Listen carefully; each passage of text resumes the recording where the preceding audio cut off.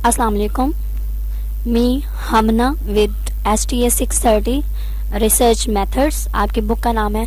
तो research method से ही पता लग रहा है कि आपने यहाँ इस बुक में रिसर्चिंग प्रोसेसेस सीखने हैं। रिसर्च आपने कैसे करनी है, क्या आपका प्रोसेस होना चाहिए, किस तरीके से आपने रिसर्च के प्रोसेसेस को फॉलो करना है, ये सारी चीज़ें।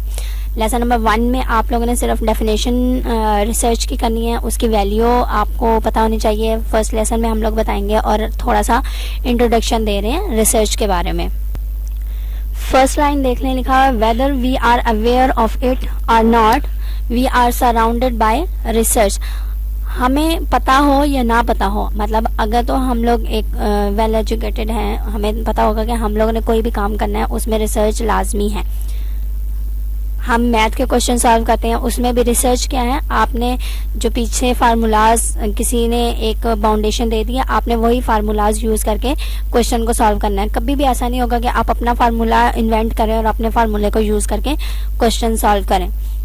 नेक्स्ट वो कह रहे हैं educators, administrators, government officials, business leaders, human service providers, health care professionals regularly use social research findings in their jobs.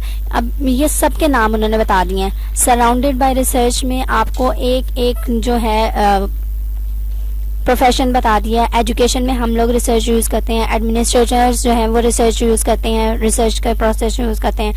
Government के जो ऑफिसर्स होते हैं वो भी यूज़ करते हैं। लीडर्स जो होते हैं बिजनेस के, हमारे इमरान खान साहब नहीं, बिजनेस के लीडर्स मतलब आपके जो मैनेजर्स या उनके जो हेड होते हैं जिन्होंने सारा आपका बिजनेस को मैनेज करना होता है, वो उन सब ने जो है रिसर्च प्रोसेस को यूज़ करना होता है और उसी प्रोसेस के थ्रू अपना जो काम है, कोई भी काम है, वो एजुकेशन के लिहाज से है, वो बिजनेस के लिहाज से है या किसी भी लिहाज से, उन्होंने रिसर्च प्रोसेस को फॉलो करना है। अब आगे आपको बताने से पहले या आगे चीज़ें बताने से पहले मैं आपको एक डेफिनेशन दूंगी, एक नहीं दो। रिसर्च की 2 डेफिनेशंस हैं।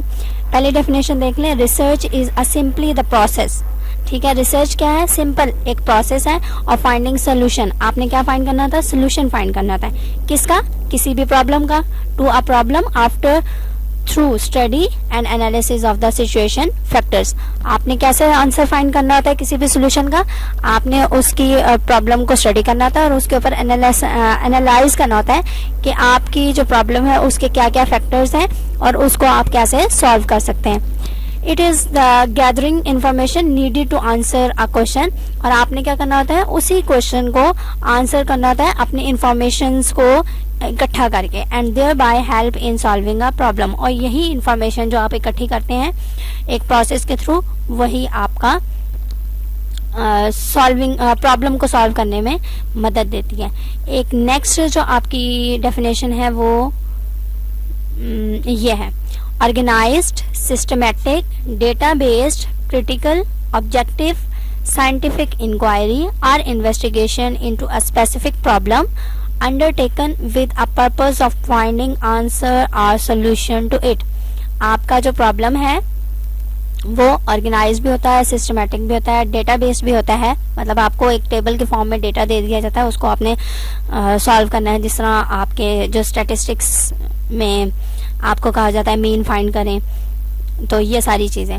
क्रिटिकल भी हो सकता है, उसके ऑब्जेक्टिव्स भी हो सकते हैं। साइंटिफिक इंक्वायरी या इन्वेस्टिगेशन भी हो सकती है किसी एक स्पेसिफिक प्रॉब्लम में, उसका आपने आंसर फाइंड करना है, वो भी क्या हो जाएगा, आपका रिसर्च हो जाएगी। ये तो 2 होगी आपकी डेफिनेशंस। अब फिर से चलते हैं ऊपर आपके पैराग्राफ में। वो कहते हैं सोशल रिसर्च आप किस किस जगह पे यूज़ कर सकते हो, तो वो कहाँ कहाँ यूज़ होती है। रेज चिल्ड्रन, आपने अपने बच्चों को बड़ा करना हो, उसमें भी आपने सोशल रिसर्च यूज़ करनी है। अब सोशल रिसर्च क्या है कि आपने अपने बच्चों को क्या उनकी बुनियादी चीज़ें प्रोवाइड करनी है, उनको कौन सी ऐसी नसीहतें देनी हैं या कौन सी चीज़ें ऐसी उनमें एब्जॉर्ब करनी है। सिंपली मैं कहूँगी, इस्लाम जब आपका मज़हब होता है तो आपने बाकायदा अपने बच्चों को बताना होता है कि उन्होंने नमाज कैसे पढ़नी है, उन्होंने कुरान पाक की तिलावत करनी है, नमाज जो है बाकायदगी से पढ़नी है। ये सारी चीज़ें सोशल रिसर्च का हिस्सा है। रिड्यूस क्राइम, अगर हम लोगों ने कोई क्राइम वगैरह को रिड्यूस करना है तो उसमें भी हम लोगों ने कोई ना कोई रिसर्च करनी है। रिसर्च क्या है कि हम लोग आया क्राइम को या क्रिमिनल्स को कैसे रोक सकते हैं, उनमें कैसे काबू पा सकते हैं, ये सारी चीज़ें।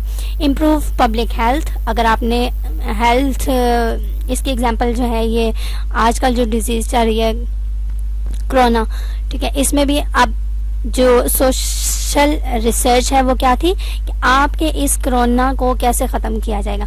इसमें इम्प्रूवमेंट क्या हो रही थी, आपकी हेल्थ, जो आप एक सराउंडिंग में रह रहे हो, एक पूरे कम्युनिटी में रह रहे हो, उनमें आपकी हेल्थ को कैसे इम्प्रूव किया जाए। Sell products, improve workers efficiency or just understand one's life. आपने अगर किसी की लाइफ भी अंडरस्टैंड करनी है ना, उसमें भी आपको रिसर्च की ज़रूरत पड़ सकती है। ये सारी चीज़ें थी आपकी सोशल रिसर्च के बारे में। या आपका क्वेश्चन भी आ सकता हुआ है, मैंने लिखा हुआ ऊपर, और आपका क्विज भी हो सकता है कि आपको 2-3 चीज़ें दे दें, एक डैश फिलिंग द ब्लैंक्स में देंगे, नीचे आपके क्विज दे दें। नेक्स्ट लाइन्स मैंने काटी हुई हैं, इनको एक नज़र मैं बता देती हूँ आपको उन्होंने कहा है कि आप सपोज करें कि आप एक किसी रेस्टोरेंट के मैनेजर हैं और आप लोगों ने बहुत अच्छे से अपने जो है एक अपना मेयार कायम किया हुआ है कि आपके जो वेटर्स हैं वो बहुत ज़्यादा अच्छे से डील करते हैं कस्टमर्स के साथ और उनके बहुत ज़्यादा फ्रेंडली एटमॉस्फेयर है। लेकिन अब आपके ही रेस्टोरेंट में किसी ने कंप्लेन की है कि आपने जो बात की है या जो कमिटमेंट आपके रेस्टोरेंट में की जाती है वह पूरी नहीं हो रही, तो जाहिर ही बात है एज ए मैनेजर जिसको शिकायत की गई है या जिसका रेस्टोरेंट है उसने कोई ना कोई एक्शन लेना है। उसने कोई ना कोई रिसर्च करके देखना है कि आया जो उसके पास शिकायत पहुंची है वो ठीक भी है या नहीं। अगर वो शिकायत ठीक है तो उस पर वो कोई एक्शन लेगा, उस प्रॉब्लम का कोई ना कोई सोल्यूशन ढूंढेगा। ये थी लाइंस, इसको मैंने कट कर दिया, इसका कोई इतना ज़्यादा आपका नहीं था इम्पॉर्टेंट। नेक्स्ट वो बात करें, the study of research methods provides you with the knowledge and skills you need to solve the problems and meet the challenges of a fast paced decision making environment। अब आपका जो research methods हैं उनकी जब आप study करते हैं उनसे आपको क्या हासिल होता है, एक नॉलेज मिलती है कि आप जिस बात पर रिसर्च कर रहे हैं, जिस प्रॉब्लम पर रिसर्च कर रहे हैं उनका सोल्यूशन क्या है। उसके बाद आपको स्किल्स हासिल होते हैं। क्या स्किल्स हैं कि आपने रिसर्च कितनी अच्छे तरीके से की है, आपने रिसर्च जो है वो कहाँ कहाँ से हासिल करनी है। अब एक आम इंसान है, आप हैं, मैं हूँ, हमें नहीं पता कि हमें रिसर्च कहाँ से करनी है। मैं कह रही हूँ कि ये जो ऊपर मैनेजर का रेस्टोरेंट था इसमें प्रॉब्लम क्या थी कि इसकी जो वेटर्स हैं वो अच्छे तरीके से बिहेव नहीं कर रहे, तो इसमें उस मैनेजर का क्या रिसर्च प्रोसेस था कि उसने पहले अपने जो वेटर्स हैं उनके रिएक्शंस को देखना है कि आया जो बात उनके तक पहुंची है, मैंने पहले भी कहा था जो मैनेजर तक बात पहुंची है वो ठीक भी है या नहीं, ठीक है। तो ये स्किल्स हैं कि आपको पता होना चाहिए कि आपने कहाँ से स्टेप उठाना है और कहाँ तक जाना है। तो ये सारी चीज़ें आपके रिसर्च मेथड का हिस्सा हैं और इसी से आपको पता चलता है कि आपने रिसर्च करने के बाद क्या डिसीजन देना है या क्या उस रिसर्च का रिजल्ट निकला है। A systematic inquiry whose objective is to provide information to the problem, ठीक है, is one way to explain research. वही बात है कि आपने सिस्टमेटिक वे में एक इंक्वायरी करनी है किसी भी प्रॉब्लम की और उसका इंफॉर्मेशन देनी है, उसकी कोई ना कोई रिजल्ट आपने देना है, तो वो आपका क्या कहलाएगा, एक सिंपली रिसर्च होगा किसी भी प्रॉब्लम को सॉल्व करने का। नेक्स्ट वही बात है कि व्हाट इज रिसर्च। अभी तक आपको यही बताया जा रहा है कि रिसर्च आखिरकार है क्या, ठीक है। तो उसकी थोड़ी सी एक्सप्लेनेशन उन्होंने दी हुई है, उसको देख लीजिएगा। अच्छा, जनरल इमेज हमारे जो माइंड में है जिनको नहीं पता, अभी तो आपको बता दिया मैंने, डेफिनेशंस भी बता दी हैं कि आपने कोई किसी ना किसी प्रॉब्लम का सोल्यूशन जो फाइंड करना है उसमें जितना भी आपने प्रोसेस करना है वो सारा आपका रिसर्च का हिस्सा है। लेकिन आम इंसान से जब आप कभी जाके पूछेंगे तो उनका जो जनरल इमेज बना हुआ है रिसर्च के बारे में वही होता है कि हमारे जो साइंटिस्ट होते हैं वो लेबॉर्ट्री में काम कर रहे होते हैं और उनके जो एक्सपेरिमेंट्स हो रहे होते हैं वो सारे जितने भी एक्सपेरिमेंट साइंटिस्ट कर रहे होते हैं वो हमारी रिसर्च होती है।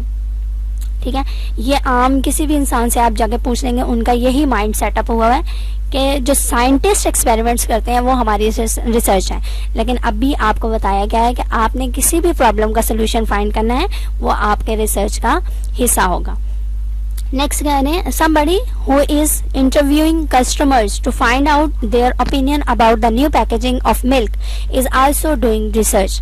ठीक है, अब देख लें, सिर्फ एक बात क्या है कि आपने न्यू पैकेजिंग करनी है मिल्क की, उसमें जितना भी इंटरव्यू कर रहे हैं कस्टमर से वो सारा आपका रिसर्च का हिस्सा है। नेक्स्ट आपके क्विज हैं, we do not study in any haphazard manner. हम लोग कभी भी ऐसा नहीं करेंगे कि कोई रिसर्च में करना हो और उसको हैपहैज़र्ड मैनर में करें। हैपहैज़र्ड का मतलब होता है विदाउट केयर। कभी भी ऐसा नहीं होता। हम जिंदगी में आम काम भी देख लो, कभी कोई काम करते हैं, किचन में कोई काम कर रहे हो या वैसे कोई काम कर रहे हो, तो हम लोग बड़ी केयर के साथ काम करते हैं। कभी भी ये नहीं होता कि हम लोग केयरलेसली कोई काम करें। तो यहाँ पे भी वही बात है कि हम लोग कोई भी स्टडी कर रहे हैं, we do not study in any haphazard manner. Carelessly कोई भी स्टडी नहीं होती या कोई भी काम नहीं होता, सिंपली। ठीक है, ये आपका क्विज है। We try to follow a system और a procedure in any organise manner. और हमें कोई ना कोई प्रोसीजर यूज़ करना होता है, कोई ना कोई सिस्टम यूज़ करना होता है एक ऑर्गेनाइज्ड वे में, जिससे हमारा काम जो है आसानी से मुकम्मल हो जाए। ठीक है, अब मैं कह रही हूँ कि आपका आपने प्रॉब्लम को सॉल्व करने के लिए अपना माइंड बनाया कि हाँ जी मैं इस पे रिसर्च करूँगी। हो सकता है उसी बात पर कोई किसी और पर्सन ने रिसर्च की हुई हो, तो आप लोग क्या कर सकते हो, उनकी रिसर्च को फॉलो करके आगे अपने रिसर्च को एक एंडिंग पॉइंट दे सकते हो।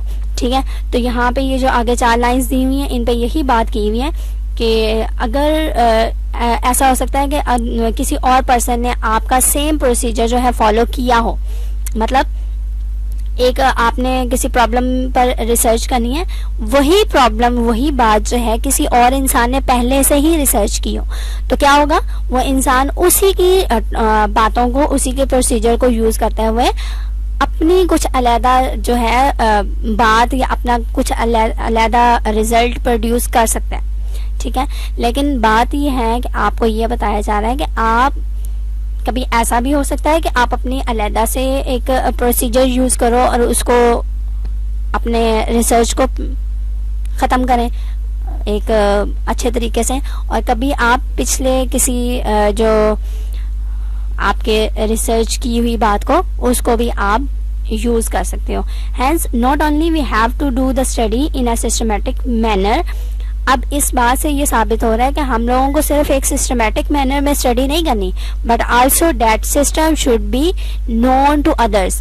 लेकिन वो सिस्टम ऐसा होना चाहिए कि जो दूसरों को भी पता हो। ठीक है, अब वही बात बार बार मैं रिपीट कर रही हूँ, शायद आपको समझ आ जाए। आपने मैं कहती हूँ कि मैथ का सॉल्व कर लेते हैं। एक क्वेश्चन है, उसको आपने सॉल्व किया। ठीक है, अब हमें तो पता है कि हमारा जो है फार्मूला उस क्वेश्चन में यही यूज़ होना है, लेकिन शायद जो आपके पिछले स्टूडेंट्स हैं या आपसे छोटे जो बच्चे हैं उनको ना पता हो, तो आपने क्या करना है, उस फार्मूला से जो यूज़ करके आपने आंसर निकाला है वो आपने उनको समझाना है, ताकि वो भी उस फार्मूला से यूज टू हो जाएं, उस फार्मूला को जान सकें और आगे अपनी जो स्टडी है वो कंटिन्यू कर सकें। नेक्स्ट आपको बात पूछने के what is the value of research. आखिरकार इस रिसर्च, इतना जो रिसर्च कर रहे हैं, पूरी एक आपकी बुक है, इसकी वैल्यू क्या है। The nature of research problems could very. ठीक है, ये आपका वेरी है, वेरी नहीं है, मतलब चेंज होते रहते हैं। आपके जो प्रॉब्लम्स हैं, आपने किसी एक बात पर ही फोकस रह के उस प्रॉब्लम का रिसर्च नहीं करना। आप अपने प्रॉब्लम्स का जो नेचर है वो चेंज कर सकते हैं और उनका नेचर चेंज होता भी है। ये आपका क्विज है। Problems may refer to some undesirable solution और these may refer to simply a curiosity of the researcher that may be agitating his or her mind। अच्छा जी, agitating का मतलब है उकसाना। अब आपके जो प्रॉब्लम है, वो कभी ऐसा भी हो सकता है कि अनडिजायरेबल सिचुएशन आ गई हो जो आपने कभी डिजायर ही ना की हो, और कभी कभी ऐसा भी होता है कि आपके माइंड में कोई ना कोई बात किसी ना किसी चीज की क्यूरियोसिटी हो रही होती है, आपको खुद वो बात उकसा रही होती है कि आप इस बात पर रिसर्च करें। ठीक है, नीचे उन्होंने एक एग्जांपल दी हुई है, इसको रीड आउट कर लीजिएगा, कुछ भी ऐसा मुश्किल नहीं है। ये एक लाइन जो है इम्पोर्टेंट थी, वो ये थी कि अच्छा जी ये भी बता देती हूँ। उन्होंने एक एग्जांपल ली हुई है कि पंजाब यूनिवर्सिटी के 67% जो स्टूडेंट्स हैं वो फेल हो गए हैं, और वो कह रहे हैं कि ये जो फेल हुए हैं बच्चे स्टूडेंट्स, इनका क्या है, एक शानदार वेस्टेज है रिसोर्सेज का। तो इसमें एक अनडिजायरेबल सिचुएशन जो है वो क्रिएट हो गई है, और उसका आपने सोल्यूशन जो है फाइंड करना है। अब क्या कहते हैं, द रिसर्चर जो है बहुत से उनको रीजंस मिलेंगे जब वो रिसर्च करेंगे स्टूडेंट्स के फेल होने का। जो रीजंस हैं वो क्या हो जाएंगे, शायद स्टूडेंट्स ने खुद स्टडी ना की हो, शायद उनको टीचर्स ने इतने अच्छे तरीके से ना समझाई हो, उनके पास बुक्स की अवेलेबिलिटी ना हो, उनकी जो सर्कुलर है जिसमें वो स्टडी कर रहे हैं वो अच्छा ना हो, उनकी फैमिली में कोई ऐसा क्राइसिस वगैरह हो रहे हो, या कुछ ऐसी कंडीशंस हो जिनकी वजह से उन्होंने स्टडी ना की हो। तो इन सारी बातों से हमें क्या पता चलता है, a study may be carried out to diagnose the situation। अब जो स्टडी है वो स्टडी क्या है, जो आप रिसर्च करते हैं उसमें हम लोगों ने क्या करना होता है, डायग्नोज करना होता है उस सिचुएशन को, उस पर हम लोगों ने रिकमेंडेशंस देनी होती हैं। और रिकमेंडेशंस क्यों देते हैं, ताकि हम उस अनडिजायरेबल सिचुएशन से बाहर निकल सकें। ठीक है, ये सारी चीज़ें आप देख लीजिएगा। उसके आगे, in the same examination result, one findings that girl have captured a good number of top positions। ठीक है, अब ये तो चीज़ पता चल गई है कि हाँ जी 67% जो है पंजाब यूनिवर्सिटी के स्टूडेंट्स फेल हुए हैं, लेकिन जो बाकी पास हुए हैं उसमें एक ऐसा इंसान है जिसको क्यूरियोसिटी हो रही है कि वो चेक करे कि सबसे ज़्यादा जो नंबर्स हैं वो गर्ल्स ने क्यों नहीं है। अब ये क्या है, ये उसकी क्यूरियोसिटी है, उसके अपने दिमाग में चल रहा है कि वो इस बात पर रिसर्च करें। तो ये सारी चीज़ें जो हैं ये क्यूरियोसिटी का हिस्सा है, और उसने फाइंड भी करना है। This is an academic problem but certainly a research problem. ये एक एकेडमिक प्रॉब्लम तो है, एक एकेडमी से एक स्टडी रिलेटेड है, लेकिन एज अ फैक्ट ये एक रिसर्च प्रॉब्लम भी है। इस पे हम लोग रिसर्च कर सकते हैं कि वाई, आखिर क्यों गर्ल्स ही टॉप करती हैं, आखिर गर्ल्स ही क्यों इतना ज़्यादा पढ़ती हैं। ठीक है, why the girls are catching most top position in different examinations। इसको देख लीजिएगा, इतना ज़्यादा ये डिफ़िकल्ट नहीं है। नेक्स्ट कह रहे हैं, the researchers try to make use of their findings for generating theories and models that could be used for understanding human behavior and the functions of different structures। अब वो कह रहे हैं जो रिसर्चर्स होते हैं वो क्यों इतनी ज़्यादा मेहनत करते हैं, इतनी ज़्यादा मुशक्क़त करके आपको किसी भी प्रॉब्लम का सोल्यूशन फाइंड करके देते हैं। वो सिर्फ इसलिए कि आपके पास एक मॉडल पेश कर दिया जाए, आपको एक थ्योरी दे दी जाए जिसके थ्रू आपको इतनी ज़्यादा जो है एफर्ट ना करनी पड़े, और सिंपल एक उस थ्योरी के मुताबिक आप अपनी प्रॉब्लम को सॉल्व कर लें। अब यहाँ पे ये क्विज था, मैं यहाँ पे रुक गई थी तब। एक मैक्रो लेवल है और एक माइक्रो लेवल है। माइक्रो लेवल जो है, माइक्रो मीन्स स्मॉल, ठीक है, तो वो ऑर्गेनाइजेशनल लेवल हो जाएगा, और मैक्रो जो है वो सोसाइटल लेवल पे, मतलब आपके ओवरऑल जो सोसाइटी है उस लेवल पर आपने रिसर्च करना है। ये आपका क्विज था। नेक्स्ट आपको ये एग्जाम्पल नहीं थी, डेफिनेशन थी आपकी अपनी रिसर्च की, ये भी मैंने आपको पहले बता दी थी। अब वो कह रहे हैं जो रिसर्च आप करते हैं और उसके बाद जो इंफॉर्मेशन आप प्रोवाइड करते हैं वो क्या करते हैं, वो गाइड करती है the planners to make informed decisions to successfully deal with the problem. वही बात जो मैंने ऊपर की है कि आपको एक मॉडल दिया जाता है, एक थ्योरी दी जाती है जिसको आप फॉलो करके आप सिंपली अपना जो प्रॉब्लम है उसको सॉल्व कर लेते हैं। आपको इतना ज़्यादा पीछे से एफर्ट्स नहीं करनी पड़ती, वो सारा प्रोसीजर दोबारा से रिपीट नहीं करना पड़ता। तो यहाँ पे भी वो यही बात कर रहे हैं कि आपने अगर एक इन्फॉर्मेशन दे दी है, किसी को प्रोवाइड कर दी है रिसर्च करने के बाद, तो वो क्या होता है, वो आगे जो नेक्स्ट लोग हैं जिन्होंने अपनी प्रॉब्लम को फेस किया है और उसको सॉल्व करने की कोशिश कर रहे हैं, तो वो उन्हीं इंफॉर्मेशन से अपनी गाइडलाइंस लेंगे और अपनी प्रॉब्लम को सॉल्व करेंगे successfully. The information provides could be the result of a careful analysis of the data gathered first hand. अब वो जो मैंने बात की थी कि आप अगर किसी प्रॉब्लम का सोल्यूशन फाइंड करना चाह रहे हो तो आप अपना अलग से अपना रिसर्च प्रोसेस को फॉलो कर सकते हो. और अगर आपने अलग से फॉलो नहीं करना, आपको पता लगा है कि आपसे पहले किसी और ने उस प्रॉब्लम को सॉल्व किया हुआ है, तो आप उसकी जो रिसर्च मेथोडोलॉजी है उसको लेके आगे चल सकते हैं. तो फर्स्ट हैंड की बात वही है, और of the data that are already available with an organisation. ठीक है, आपकी इंफॉर्मेशन जो आपने इकट्ठी की है आप उसको फर्स्ट हैंड कंसिडर करोगे, और अगर आपने किसी और की इंफॉर्मेशन को लेते हुए अपनी रिसर्च प्रोसेस को कंप्लीट किया है तो वो आपका फर्स्ट हैंड नहीं कहलाएगा, सेकंड हैंड हो जाएगा. नेक्स्ट क्या है, what is the value of the research for other people. आपने जो रिसर्च की है वो किसी और के लिए क्या अहमियत रखती है, किसी और बाकी लोगों के लिए क्या अहमियत रखती है. तो अभी तक आपके माइंड में आ चुका होगा या माइंड बन गया होगा कि आपकी रिसर्च का मकसद क्या होता है, कि आप बाकी लोगों की हेल्प कर सको, उनको इतनी ज़्यादा एफर्ट से बचा सको. तो इसको देख लें जो उन्होंने लिखा है, the value of research for policy makers, planners, business managers and other stakeholders, ये सारे लोग शामिल हो गए हैं बीच में, is that it reduces uncertainty by providing information that improves the decision making process. आपने क्या करना है, आपने जो इन्फॉर्मेशन दे दी है वो उनको हेल्प करेगा अपने प्रॉब्लम को सॉल्व करने के लिए, और एक अच्छे तरीके से अपना जो एक डिसीजन है वो ले सकेंगे. The decision making process associated with the development and implementation of a strategy involves 4 interrelated stages.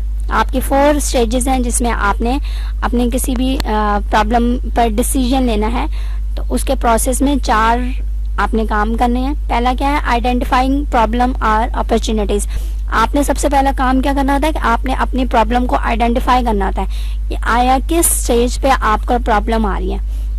अब मैं कह रही हूँ कि आपने किसी ऑर्गेनाइजेशन में काम कर रहे हैं, आपके जो है ऑर्गेनाइजेशन लॉस में चल रही है, तो उस लॉस का आपको पता तो चल गया कि आपको लॉस हो रहा है, लेकिन एक्चुअल प्रॉब्लम कहाँ पे हो रहा है, वो आपकी प्रॉब्लम मशीनरीज में है कि मशीनरीज इतना अच्छा काम नहीं कर रही तो प्रोडक्शन काम हो रही है, प्रोडक्शन काम होने से आपको लॉस हो रहा है.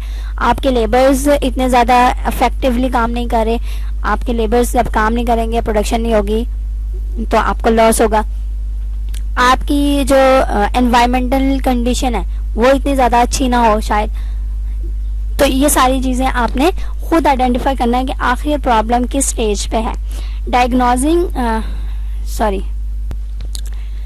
एंड असेसिंग प्रॉब्लम्स और अपॉर्चुनिटी. उसके बाद जब आपने डायग्नोज कर लिया है, अपने प्रॉब्लम को पकड़ लिया है, तो जब पकड़ लिया तो उसके बाद आपने क्या करना है, उस प्रॉब्लम को ख़त्म करना है. तो थर्ड स्टेज क्या आ जाएगी, selecting and implementing a course of action. आपने उस प्रॉब्लम पे कोई ना कोई कोर्स ऑफ एक्शन इम्प्लीमेंट करना है. आपने कोई ना कोई ऐसी चीज़ उसमें इम्प्लीमेंट करनी है कि आपकी वो प्रॉब्लम ख़त्म हो जाए. अब प्रॉब्लम अगर आपने पकड़ी है कि आपकी मशीनरी अच्छी नहीं काम कर रही इसलिए आपको लॉस हो रहा है, तो उस प्रॉब्लम को ख़त्म करने के लिए आपने क्या करना है, आप अपनी मशीनरी को चेंज कर लें. ठीक है, तो आपका जो प्रॉब्लम है वो ख़त्म हो जाएगी. Evaluating the course of action. Next वो कह रहे हैं, identifying problems and situations to the same problem is in fact applying the research findings to overcome an undesirable situation. अब जब आपने प्रॉब्लम्स या सोल्यूशंस को आइडेंटिफाई करना है कि आपके इस प्रॉब्लम का ये सोल्यूशन है, वो क्या होता है, एक्चुअल में एक रिसर्च प्रोसेस है. आपने उसमें एक रिसर्च प्रोसेस करना है. रिसर्च प्रोसेस क्या है कि आपने अलग-अलग जाके अपने लेबर्स को चेक करना है, अपनी मशीनरीज को चेक करना है, अपने एनवायरमेंटल कंडीशन को चेक करना है. ये एक प्रोसेस हो गया.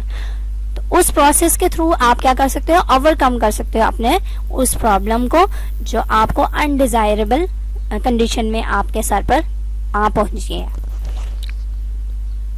Initially problem may appear to be a simple, ठीक है।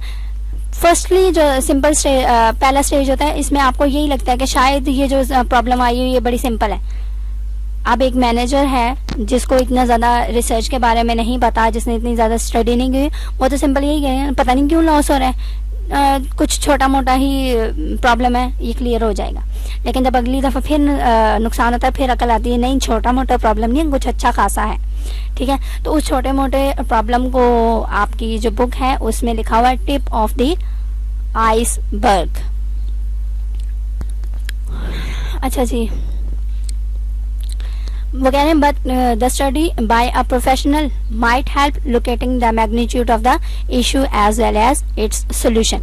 अब जो एक प्रोफेशनल मैनेजर होगा, मतलब जिसको पता होगा कि उसने रिसर्च करके अपने प्रॉब्लम को सॉल्व करना है, तो वो क्या होगा, वो लोकेट करेगा अपने इशू को भी और उसका सोल्यूशन भी फाइंड करेगा। और कोई ऐसा इंसान मेरी तरह जिसको नहीं पता कि हाँ जी रिसर्च क्या चीज़ होती है, उसे क्या करना है, सिंपली वही कहते रहना टिप ऑफ द आइसबर्ग, मतलब छोटी सी एक प्रॉब्लम है वो अगली दफ़ा ख़त्म हो जाएगी, ठीक है। तो ये नहीं करना, अच्छे से अपनी प्रॉब्लम को इशू को देखना है और उसको सॉल्व करने की कोशिश करना है, अपनी आम जिंदगी में भी और अपनी स्टडी लाइफ में भी।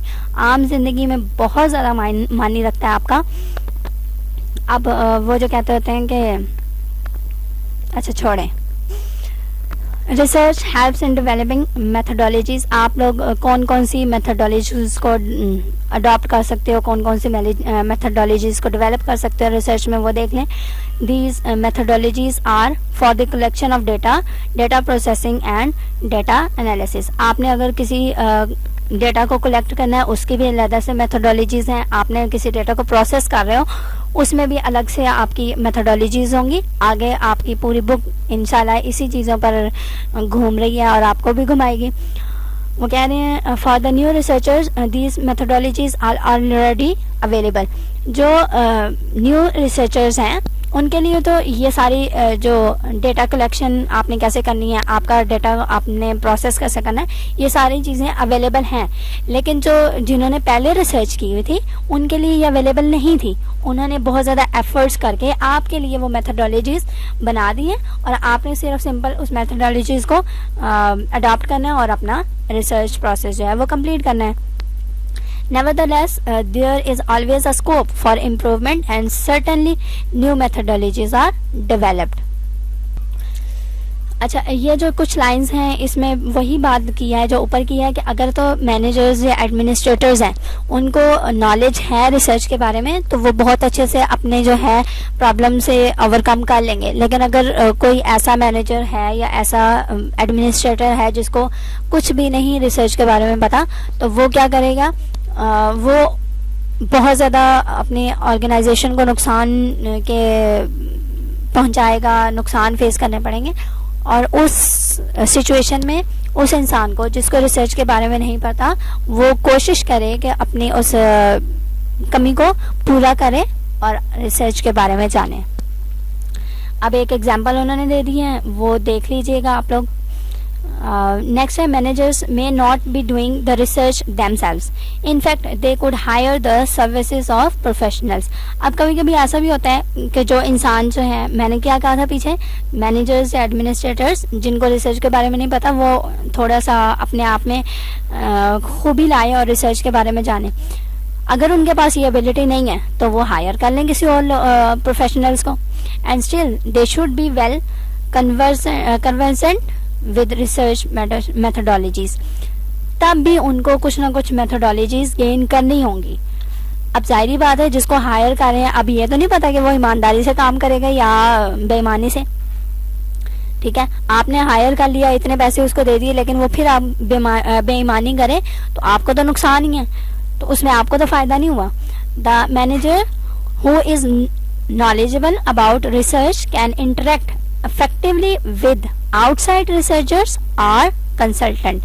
अब क्या होता है कि अगर तो एक मैनेजर जिसको बहुत ज़्यादा नॉलेज है रिसर्च के बारे में, वो क्या होता है, वो आउटसाइड जो कंसल्टेंट्स हैं या रिसर्चर्स हैं उनके साथ इफेक्टिवली इंटरेक्ट कर सकता है, बातचीत कर सकता है। अगर आपने एक रिसर्चर को या प्रोफेशनल को हायर कर लिया जो आपके रिसर्च मेथोडोलॉजीज को, सारी चीज़ों को देखता है, उसके बाद भी आपको लॉस हो रहा है, कंपनी में लॉस हो रहा है, तो आपके जो मैनेजर हैं जिन्होंने हायर किए हैं उनको रिसर्च के बारे में कुछ ना कुछ पता है, तो वो इंटरेक्ट कर सकता है, उस इंसान के साथ बात कर सकता है कि हाँ जी हम लोगों ने इतना कुछ किया, उसके बाद भी हमें इतना नुकसान क्यों हुआ। Knowledge about research process, design and interpretation of data also help managers to become discriminating recipients of the research finding presented and to determine whether or not the recommended solution are appropriate for implementation। और उसके बाद आपका अगर knowledge है research के बारे में तो वो सारी चीज़ें आप खुद भी हैंडल कर सकते हो, जबकि आपने हायर किया हुआ है, मानती हूँ, लेकिन उसके बाद भी आपको इतना उस पर वो क्या कहते हैं काबू होना चाहिए कि जो भी चीज़ हो रही है वो आपको पता हो। अगर कोई और इंसान आके, प्रोफेशनल इंसान है, वो आपके रिसर्च प्रोसेस को कर रहा है, तो आप उसको एक नज़र चेक कर सकते हो कि उसका जो रिसर्च प्रोसेस है या उसने जो रिसर्च मेथोडोलॉजीज अपनाई हैं वो ठीक है या नहीं है। ठीक है। We are surrounded by research. अब ऊपर एक बात की थी जिसको मैंने आपको क्विज बताया था कि हम जो है रिसर्च से घिरे हुए हैं, और वो क्या है कि आपने अगर अपनी जो चिल्ड्रन है उनको रेज करना है तब भी आपको रिसर्च प्रोसेस चाहिए, तो वो सारी चीज़ें देख लें। For understanding the professional works incorporation of the new findings in the practical situation and for the implementation of the recommendations in policy planning, the managers have to be well conversant with researchers। वही बात ऊपर वाली है कि अगर तो आपको चीज़ पता है कि रिसर्च प्रोसेस कैसे होता है, तो आपने अगर कोई पॉलिसीज़ वगैरह अपनानी है या कोई प्लानिंग वगैरह अपनानी है, तो उसमें भी आप इम्प्लीमेंटेशन करने से पहले उनकी रिकमेंडेशंस को चेक कर सकते हो कि आया उनकी जो रिकमेंडेशंस है, जो उन्होंने आपको सलाह दी हुई है, वो आपकी सिचुएशन के साथ फुलफिल कर रही है या नहीं कर रही। ठीक है। अब इसकी एग्जांपल सिंपली मैं कहती हूँ कि आपको एक पॉलिसी दी हुई है जिसमें आपको कहा जा रहा है कि आप हमारी वाली मशीनरीज लेंगे तो आपका काम अच्छे से हो जाएगा। वही मैनेजर जिसको लॉस हुआ है, ठीक है, कोई आया है और उसको कह रहा है कि आप हमारी जो है ये वाली मशीनरी इस्तेमाल करें, इसकी पॉलिसीज ये हैं और आप इसको इम्प्लीमेंट करें मशीनरी को, और आपको लॉस जो है वो ख़त्म हो जाएगा। अब मैनेजर ने अगर रिसर्च का कुछ ना कुछ पढ़ा हुआ है, आप अगर मैनेजर बनते हो तो उसमें क्या होगा, आपको रिसर्च के बारे में पता है, अगर कोई आपको आके बताएगा तो आप उसकी रिकमेंडेशंस को देख सकते हो कि आपने जो काम या जो प्रोडक्शन देनी है उनके साथ उनकी मशीनरी कोऑपरेट कर रही है। अब ये ना हो कि आपने जो है वो बनाने हो, बल्ब बनाने हो, और आपको जो है मशीनरी वो लकड़ियाँ वो जो बनाते हैं चारपाइयाँ वगैरह उनकी मशीनरी दे जाए, तो फ़ायदा तो कुछ ना हुआ, आपको उल्टा और नुकसान हो जाएगा। तो ये सारी बातें आपने माइंड में रखनी है बड़े होके भी, और अभी आपकी अपनी STA 630 के लिए भी। अल्लाह हाफिज़, अपना ख्याल रखिएगा। उम्मीद है लेक्चर अच्छा लगा होगा।